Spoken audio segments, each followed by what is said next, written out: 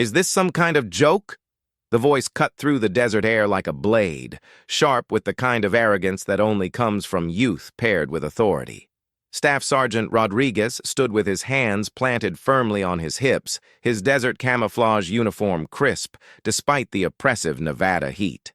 His eyes were fixed on what appeared to be the most ridiculous piece of equipment he had ever seen on a professional firing range. The rifle in question was indeed a sight to behold. Its stock was painted in a vivid safety orange that seemed to glow against the muted tans and browns of the desert landscape. It looked like something a road crew might use to mark construction zones, not the kind of precision instrument you would expect to find at the Marine Corps' premier long-range training facility. The weapon appeared almost toy-like among the serious black and tan military hardware that populated the shooting benches. Behind the orange rifle sat a man who seemed equally out of place. Walter Hayes was 78 years old, his weathered face telling the story of decades spent under unforgiving suns. His back was straight despite his age, and his hands rested calmly on his knees as he sat on a simple folding stool. He wore faded blue jeans and a plain gray t-shirt that had seen better years. To the Marines gathered around, he looked like someone's grandfather who had wandered onto the range by mistake. Staff Sergeant Rodriguez took a step closer, his shadow falling across the old man's shooting bench. "Sir, I'm going to have to ask you to pack up that equipment and move to the civilian range. This facility is reserved for active duty personnel conducting advanced marksmanship training. That thing you've got there is not appropriate for our operations." The other Marines in Rodriguez's squad snickered. There were 5 of them, all young and fit, their high and tight haircuts gleaming in the afternoon sun. They carried themselves with the swagger of men who believed they represented the pinnacle of military precision. To them, this elderly civilian with his bizarre orange rifle was an amusing distraction from their serious work. Corporal Martinez, barely old enough to legally drink, gestured dismissively at the weapon. "What is that thing, anyway? Did you paint it yourself? Are you trying to hunt deer or direct traffic?" The laughter that followed was cruel and loud, echoing across the otherwise quiet range. Other shooters at nearby benches began to take notice, their conversations tapering off as they turned to watch the confrontation unfold. Walter Hayes remained perfectly still. His pale blue eyes, the only thing about him that seemed to retain the fire of youth, stayed fixed on the distant targets that shimmered in the heat haze. He gave no indication that he had heard the Marines or their mocking laughter. His silence was profound, almost unnatural in its completeness. This only served to irritate Rodriguez further.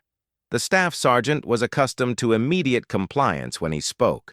He was a leader of Marines, a position that commanded instant respect and obedience. The old man's placid refusal to acknowledge him felt like a direct challenge to his authority. "Did you hear me, old-timer?" Rodriguez's voice rose, taking on an edge that made several nearby shooters wince. "This is a restricted facility. You need proper credentials and authorization to be here. I seriously doubt you have either." Still, Walter said nothing. He reached slowly into a worn canvas bag beside his stool and withdrew a laminated card. Without looking at the Marines, he held it out toward Rodriguez. His movements were deliberate and unhurried, like a man who had learned the value of patience over many long years. Rodriguez snatched the card and examined it with obvious skepticism. It was a base access permit, properly signed and dated. The photo showed the same weathered face, though perhaps a few years younger. The name read Hayes Walter J. The credentials were legitimate, much to the staff sergeant's visible frustration. "Fine," Rodriguez conceded through gritted teeth, shoving the card back at Walter. "You have access to the base. But that doesn't mean you belong on this particular range. We're conducting precision rifle training for our designated marksmen. This is serious military business, not a hobby shoot for retirees with too much time on their hands." He pointed toward the distant target array, where sophisticated electronic systems tracked every round fired. "We're engaging targets at distances that push the absolute limits of modern ballistics. The last thing we need is some amateur with a toy gun disrupting our data collection." Corporal Davis, emboldened by his sergeant's aggression, decided to add his own commentary. He walked over to Walter's bench and tapped the orange rifle stock with his finger. "This thing feels like plastic. Did you 3D print it in your garage? What's next? A scope made out of cardboard?" The moment Davis's finger made contact with the rifle, something shifted in Walter Hayes. It was subtle, barely perceptible, but those who knew how to look would have seen it. For just an instant, the calm patience in his eyes was replaced by something harder, something that spoke of distant battlefields and decisions made under fire. The orange paint wasn't a joke or a mistake. It was a deliberate choice made in a forward operating base half a world away, under circumstances that these young Marines could never imagine. It was a beacon, a signal that could be seen from the air when extraction became necessary. It was the color of survival, of hope in hopeless places. But that memory lasted only a fraction of a second before the present reasserted itself. Walter blinked, and the moment passed, leaving only the patient old man sitting quietly in the desert heat. From his position in the range control tower, Master Gunnery Sergeant Thompson watched the scene unfold with growing unease. He was 52 years old, a career Marine with enough experience to recognize when something was wrong. The old man wasn't reacting like a typical civilian being harassed by cocky young Marines. There was something about his stillness, his complete lack of defensive posturing, that spoke of a different kind of training. Thompson had seen that kind of calm before, usually in men who had been tested by fire and found their limits. It was the bearing of someone who had faced far worse than a few insulting comments from teenagers in uniform. The Master Gunnery Sergeant picked up his binoculars and took a closer look at the elderly shooter. The rifle, despite its garish appearance, had clean, professional lines. The scope was high-end military-grade equipment, not the kind of thing a hobbyist would typically own. And the old man's posture, even while seated, suggested a familiarity with precision shooting that went far beyond weekend target practice. Thompson lowered his binoculars with a frown. He had been in the Marine Corps for over 3 decades, and his instincts were telling him that Rodriguez and his squad were making a serious mistake. The old man wasn't some confused retiree who had wandered onto the wrong range. There was something else going on here, something that the young Marines were too arrogant to see. He reached for his radio, but hesitated. Getting involved in what appeared to be a simple civilian access issue could be seen as overstepping his bounds. But something about the situation felt wrong, and Thompson had learned long ago to trust his gut when it came to matters of military protocol and respect. Meanwhile, back at the firing line, Staff Sergeant Rodriguez was preparing to escalate the confrontation to its inevitable conclusion. He had given the old man multiple opportunities to leave voluntarily, and his patience was finally exhausted. It was time to assert his authority definitively and restore order to his range. The confrontation was reaching its breaking point when Rodriguez made his final decision. He turned to Corporal Martinez and nodded toward the old man. "Get on the radio and call base security. Tell them we have an uncooperative civilian who's refusing to follow range safety protocols. We'll have him escorted off the premises." Martinez eagerly reached for his radio, clearly relishing the opportunity to be part of what he saw as a legitimate exercise of military authority. But before he could key the microphone, another voice cut through the tension. "Stand down, Marine." The command came from Master Gunnery Sergeant Thompson, who had descended from the control tower and was now walking across the range with purposeful strides. His presence immediately changed the dynamic of the confrontation.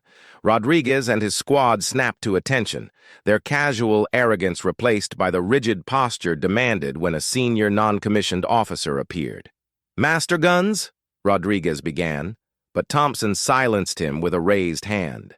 Thompson walked directly to Walter's position, his experienced eyes taking in details that the younger Marines had missed. The old man's shooting bag wasn't the casual canvas affair it appeared to be at first glance. It was military issue, though from an era before the current generation of Marines had been born. The small tools arranged on the bench beside the rifle were precision instruments, worn smooth by decades of use but maintained with obsessive care. Most telling of all was the way Walter sat. It wasn't the relaxed posture of a civilian enjoying a day at the range. It was the alert stillness of a professional, someone accustomed to long hours of patient observation and precise action when the moment demanded it. "Sir," Thompson said, his voice respectful but carrying the authority of 3 decades in uniform. "I'm Master Gunnery Sergeant Thompson, Range Control Officer. I apologize for any inconvenience you may have experienced." Walter finally looked up, meeting Thompson's gaze with those pale blue eyes that seemed to hold depths the younger Marines couldn't fathom. His expression remained neutral, but there was a subtle acknowledgement in his slight nod. "No inconvenience, Master Guns. Just young Marines doing what they think is their job." The response was quietly spoken but carried clearly across the range. It held no anger or resentment, just a weary understanding that seemed to encompass far more than the current situation. Thompson studied Walter's face more carefully, searching his memory for something that felt familiar. There was quality about the old man that reminded him of the senior instructors from his early days in the Corps, men who had served in conflicts that were already becoming history when Thompson was just beginning his career. "Sir, if you don't mind me asking, what's your background?" Walter's slight smile held no warmth, but it wasn't unkind either. It was the expression of a man who had answered similar questions many times over the years. "I used to work for the government, Master Guns. Long time ago." The answer was deliberately vague, but Thompson caught the subtle emphasis on the word work. In military circles, that particular phrasing often indicated involvement in activities that weren't discussed in polite conversation. Rodriguez, meanwhile, was growing increasingly frustrated with what he perceived as Thompson's unnecessary deference to a civilian. "Master Guns, with all due respect, this individual has been disrupting our training exercise. He's refused multiple lawful orders to relocate to the appropriate civilian range." Thompson's gaze shifted to Rodriguez, and the temperature of his stare dropped noticeably. "Staff Sergeant, when exactly did you issue any lawful orders to this gentleman? Last time I checked, you don't have authority to order civilians around unless there's an immediate safety violation." The rebuke was delivered in the calm, professional tone that senior NCOs used when they were making a point that would be remembered for years to come. Rodriguez's face flushed red, but he maintained his position. "Sir, range safety protocols clearly state that unauthorized personnel cannot interfere with designated military training activities." Thompson nodded slowly, but his attention had shifted to something else entirely. He was looking at Walter's left forearm, where the sleeve of his t-shirt had ridden up slightly. There, faded but still visible, was a small tattoo. It wasn't the typical military ink that most veterans carried. This was different, more subtle, consisting of simple geometric shapes that most people would dismiss as meaningless. But Thompson recognized those shapes.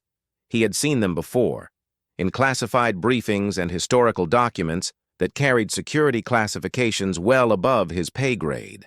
They were symbols associated with units that officially didn't exist, operations that had no names, and men who had served in places that weren't supposed to be on any map. His throat went dry as the implications hit him. This wasn't just some old veteran reliving past glories at a shooting range. This was potentially someone whose very presence represented a level of military history that demanded the highest respect. Thompson's radio crackled to life, interrupting his racing thoughts. "Master Guns, this is base operations. We've got a priority call coming in. Someone's asking about range activities involving a civilian shooter." The Master Gunnery Sergeant keyed his radio, his eyes never leaving Walter's face. "Base Ops, this is Thompson. Send it. Roger, Master Guns. We've got a call from someone identifying himself as Colonel Peterson, retired. He says he's been monitoring base communications and needs to speak with whoever's in charge of range operations immediately. He specifically mentioned an elderly civilian with an orange rifle." The blood drained from Thompson's face. If a retired colonel was calling about Walter Hayes, it meant that word had already traveled up channels that Thompson couldn't even access. This situation had just escalated far beyond a simple range dispute. "Tell Colonel Peterson that Master Gunnery Sergeant Thompson is handling the situation personally and that I'll call him back in 5 minutes."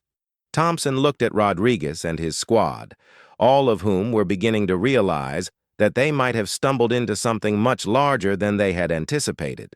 The casual confidence they had displayed just minutes earlier was evaporating as they sensed the shift in their senior NCO's demeanor.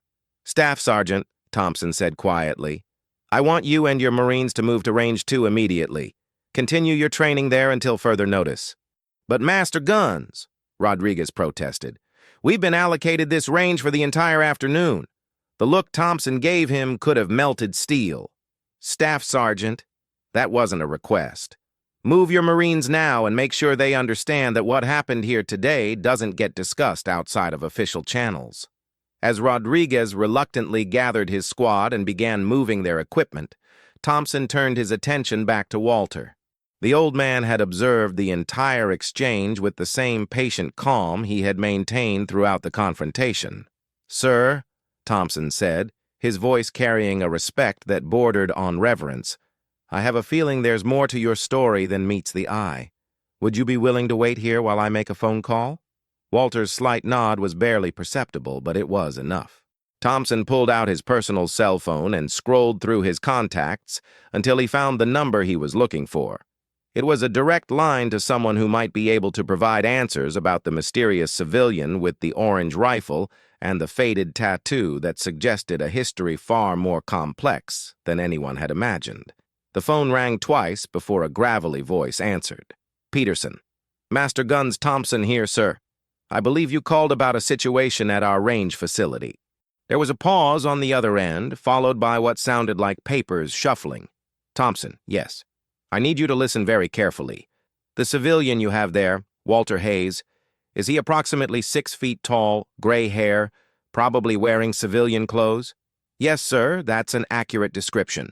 "And the rifle? It's painted bright orange?" "Affirmative, Colonel." The silence that followed stretched for nearly 10 seconds. When Peterson spoke again, his voice had changed completely. It was no longer the casual tone of a retired officer making inquiries. It was the sharp, urgent voice of a man who had just realized the magnitude of what was unfolding. "Master Gunnery Sergeant, I need you to understand something. That man is not just any civilian. His name is Walter Hayes, and he is quite possibly the most dangerous human being currently standing on American soil. Not dangerous to us, but dangerous to anyone foolish enough to underestimate him." Thompson felt his pulse quicken. "Sir, can you elaborate? What I'm about to tell you is not classified anymore, but it should be treated with the utmost discretion. Walter Hayes spent 32 years in a unit that didn't officially exist.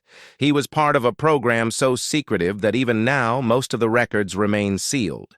He was what we called a singleton operator, someone who worked alone in places where backup wasn't coming and failure meant disappearing forever."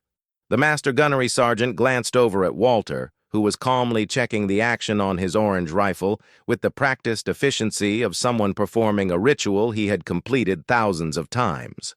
"Colonel, with respect, what does this have to do with our current situation?" Peterson's laugh was short and humorless. "What it means, Master Guns, is that your Marines just spent the last 20 minutes insulting a man who holds records that will probably never be broken. That orange rifle they were mocking. It's not painted that color by accident. It's a signature, a calling card from an era when certain operations required equipment that could be spotted by extraction teams from impossible distances." Thompson's throat went dry. "Sir, what kind of records are we talking about?" "The kind that redefine what human beings are capable of," Peterson replied. "The longest confirmed kill shot in military history. Not the one in the record books, the real one.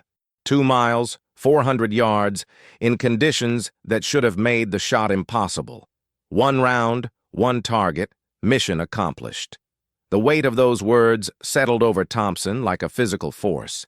He looked across the range at the distant target array, calculating the distance in his mind. The Marines had been bragging about their ability to hit targets at 800 yards.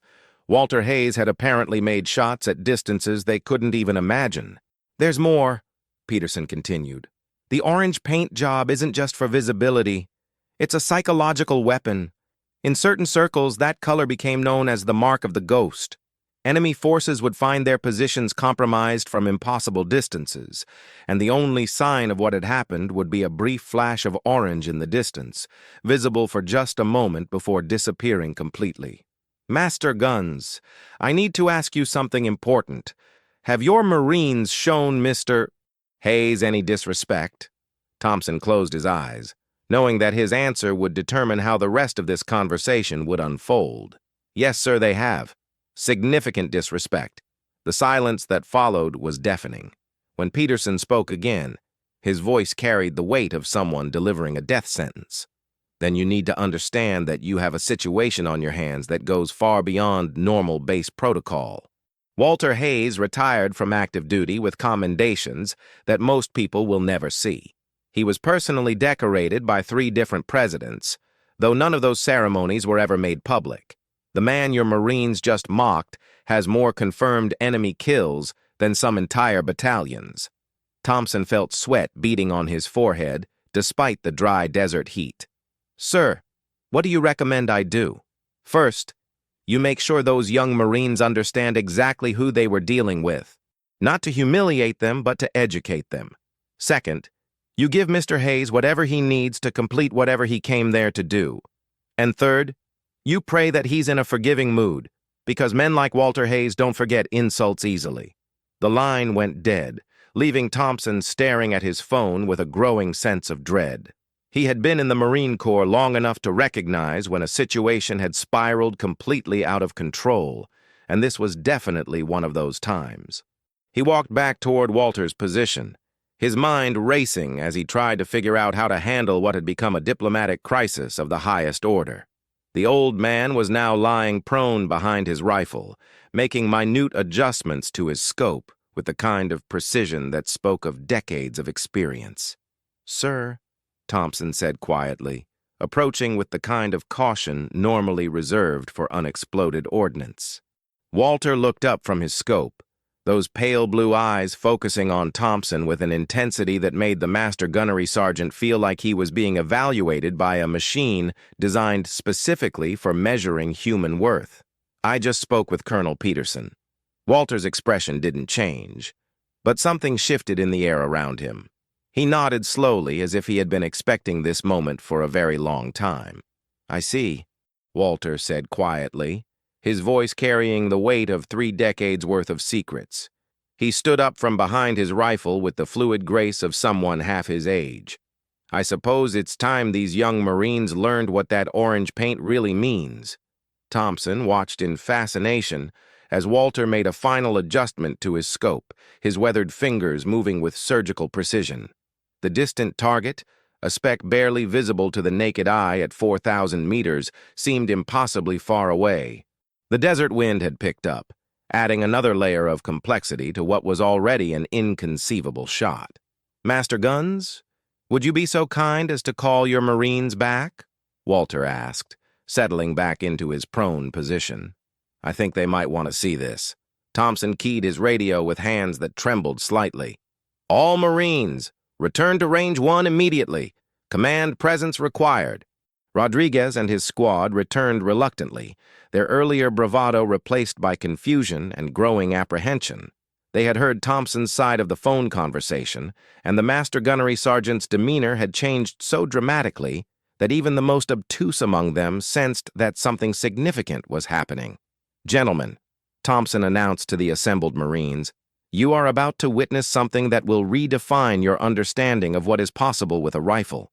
The man you've been mocking for the past hour is Walter Hayes, and he is about to demonstrate why respect for our elders isn't just a courtesy, it's a necessity.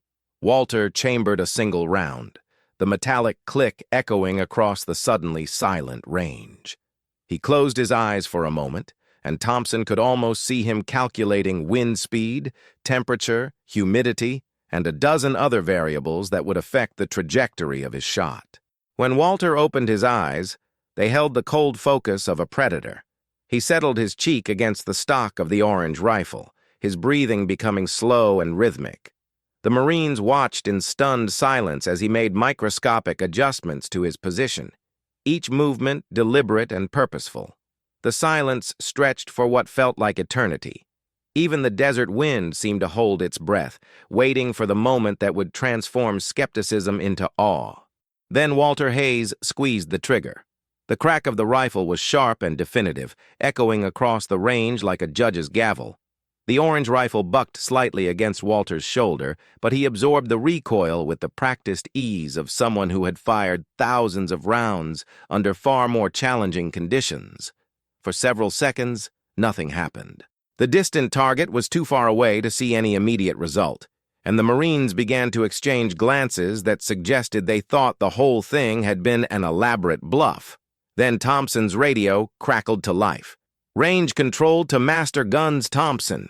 We're showing a direct hit on target 7 at 4,000 meters. Perfect center mass. How copy?" The words hit the assembled Marines like a physical blow. Rodriguez's face went pale, and Corporal Martinez actually took a step backward, as if the revelation had knocked him off balance. Walter Hayes stood up slowly, ejecting the spent brass with a casual flick of his wrist. He began packing his equipment with the same methodical precision he had displayed throughout the entire encounter, seemingly oblivious to the stunned silence that surrounded him. "Master Guns," Walter said quietly, his voice carrying easily across the range, "you might want to tell these young Marines that respect isn't something you give because someone demands it. It's something you give because they've earned it. And sometimes you don't know what someone has earned until it's too late to matter." He shouldered his shooting bag and picked up the orange rifle, cradling it with the familiarity of an old friend. As he walked toward the parking area, he paused next to Rodriguez, who stood frozen in place like a statue. "Staff Sergeant," Walter said, his voice devoid of any anger or resentment, "you're a good Marine. You're just young. Youth passes, but stupidity is forever. Make sure you learn the difference." With that, Walter Hayes walked away, leaving behind a group of Marines who would spend the rest of their careers telling the story of the day they met a ghost in the desert and learned that some legends are more real than they ever imagined. The orange rifle, they would come to understand, wasn't just a weapon. It was a reminder that in a world full of technology and modern warfare, sometimes the most dangerous thing you can face is an old man with nothing left to prove and a lifetime of skills that younger generations have forgotten how to appreciate. Thompson watched Walter's truck disappear into the heat haze, knowing that he had just witnessed something that would become part of Marine Corps folklore. But more importantly, he had learned a lesson that he would carry with him for the rest of his career. Never underestimate the quiet ones, because they're usually quiet for a very good reason. If this story of quiet dignity and deadly precision moved you, please like this video and share it with someone who needs to remember that respect is earned, not demanded. Subscribe for more stories of the heroes who walk among us, their legends hidden behind humble exteriors and faded paint.